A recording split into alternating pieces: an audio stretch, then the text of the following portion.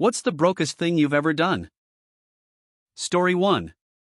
I was subletting a place and needed bus fare to get to work that day, so I searched every couch cushion and coat pocket in the hopes that I could find enough to get there.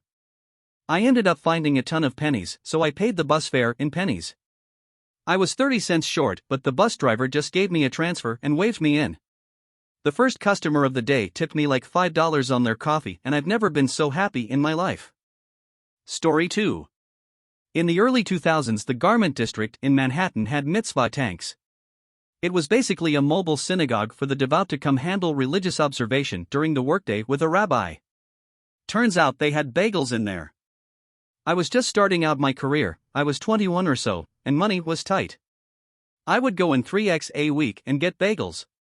If no one was looking, I would stuff an extra into my suit pocket.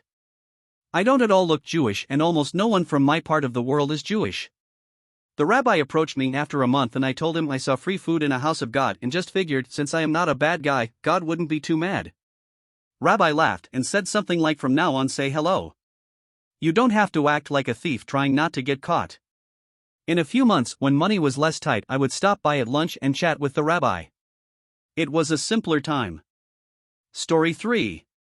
Hit-in-a-day-old Hostess bakery outlet dumpster. Shit was still packaged and just fine. My elderly mom would get so excited when we brought that stuff home. She had lived through the Depression and couldn't believe it was thrown out. Such a treat. Edit, Ty all for understanding. To be clear, my story happened 20 plus YRS ago. I know nowadays, stores will purposely damage throwouts, such a shame. Story 4. Bought a case of ramen noodles at the self-checkout at Walmart with 4 different debit cards that each had less than $1 on them. You can make partial payments at Walmart self-checkout and nobody has to know how broke you are. Me and my 3 kids ate for the next 2 days.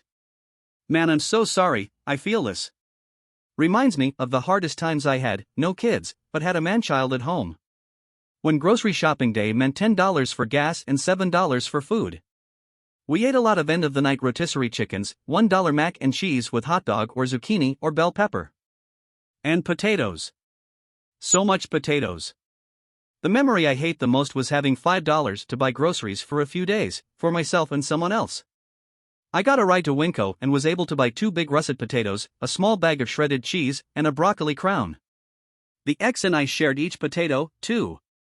So we each got to eat half of a baked potato, twice. At one point our power got shut off and we were eating canned chili heated over the fireplace and buying $5 bundles of gas station wood every other day.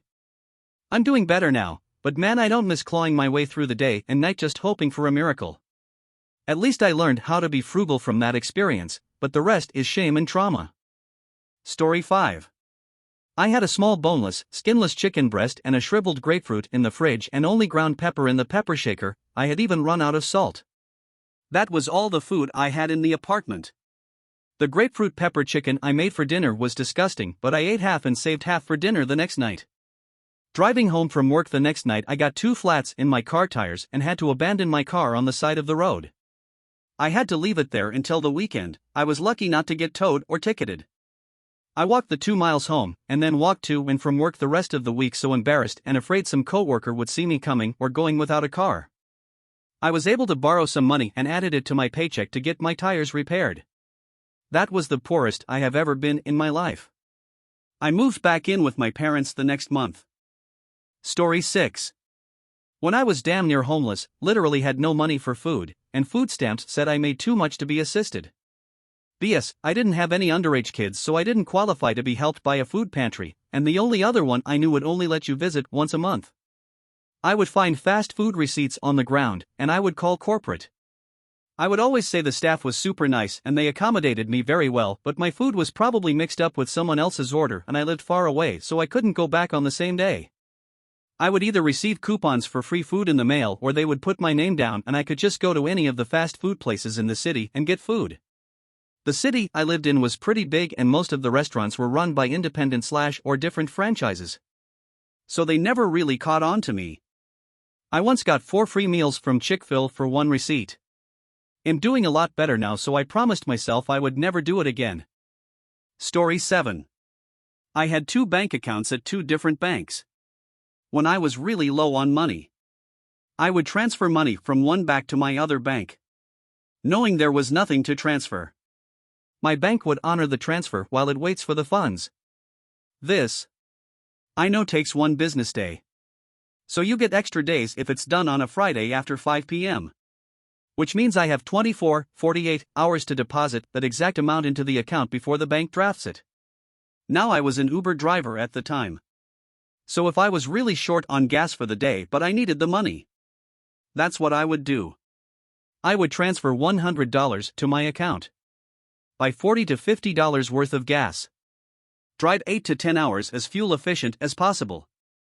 Deposit the money at an ATM by midnight. Kept, if any profit. No one was the wiser. It wasn't sustainable. It sucked. But that's just what I had to do. I had no job. No money. All I had was bills and creative ways to make money out of nothing. Story 8. Was so broke that eating 3 meals a day was rare, and eating twice a day was a luxury.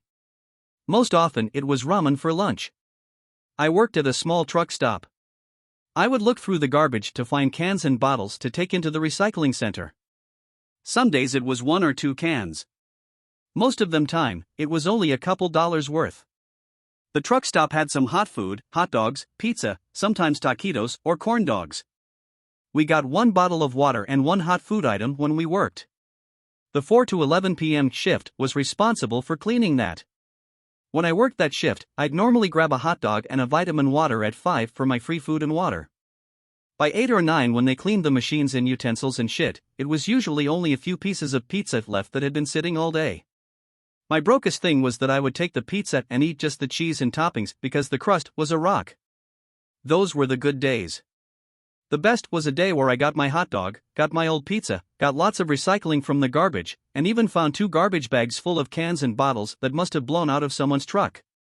It was like $30 worth altogether. I bought myself a meal at the restaurant next door, different owners, so we didn't get free food from there. Story 9. 1992, 22F, divorced single parent 2F, working part-time, going to nursing school full-time. I was broke enough to qualify for food stamps, and back then they were actual paper. If you paid in food stamps, the store gave your change to you in paper food stamps and coins. Every day on the way home I would stop at a couple stores to buy something for $1.05 or $1.10 so they would give me the maximum in coin change. I would use the $3 to $4 for gas to get to school and work the next day. Did that for a few months to get through a hard time. Story 10. I overdraft my bank account on purpose, having just a couple of dollars left, buying a gift card, to make sure I'd have enough money to last me until the end of the week in case my bank cut me off. As a matter of fact, it was a February going into March. I got hit with virtually every bill I had to pay, without having a full month's pay. So, that was a little bit of a struggle until my next payday. Story 12. I live in a summer vacation destination and used to starve myself for days at a time when there was little/no work during the off-season. I'd come back to work in the spring looking like a Holocaust victim. It got to the point that I was shooting squirrels/rabbits in my backyard with a pellet gun to hold me over till my next shift where I could take food from work. The juxtaposition is crazy. It can get to the point that tourists are dropping hundreds of dollars on expensive meals while the person serving it will be eating the customer's leftovers to fatten themselves up before starving all winter. I'm in a much better position now, but there are a lot of people who only get a decent meal when they eat at work. Story 13. Long story short. My roommate and I showed an elderly lady our penises in exchange for a full tank of gas and some Crown Royal minis at a gas station once. It was late, we were broke and tired. Not super proud of it, we didn't have to do any weird shit aside from letting this horny old lady look at our peckers behind an open car door, one at a time. But, that's life. Story 14. When I was 19, an older guy paid me $50 to stand there and watch him masturbate behind a building. Also no weird shit aside from the whole watching him play with himself. He did it while leaning against the wall between a HVAC machine and a dumpster. Anyone walking by would probably have thought we were just talking. They'd have to walk pretty damn close to see the guy had his junk in his hands. I asked if I should be saying anything. He said nope. Just keep your eyes on my cock. So I did, and he paid me, gave a friendly nod, then disappeared into the parking lot of a Payless shoe store. Also, not my proudest moment, but I really needed the money. Also, probably the most random experience I've ever had. Whole thing maybe lasted 3 minutes from the time we made it behind the building to when the money was in my hand. Story 16. Riding my bike home from the grocery store with my little bike basket full of the WIC groceries, didn't have a car, went off the curb too hard and everything flew out of the basket. I watched the canned beans and tuna, cheese, tortillas, milk, carrots, and peanut butter for my family get crushed by traffic. Oh man. This story hurts. When my dad was a little boy, he was helping his mom with their scant groceries and dropped the eggs and they all broke.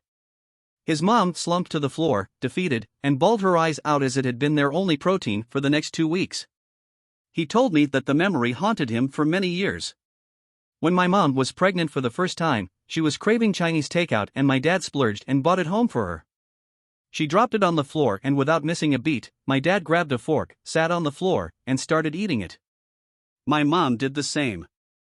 They laugh about it to this day, but I'm sure the memory of his mom sobbing fueled his actions that day.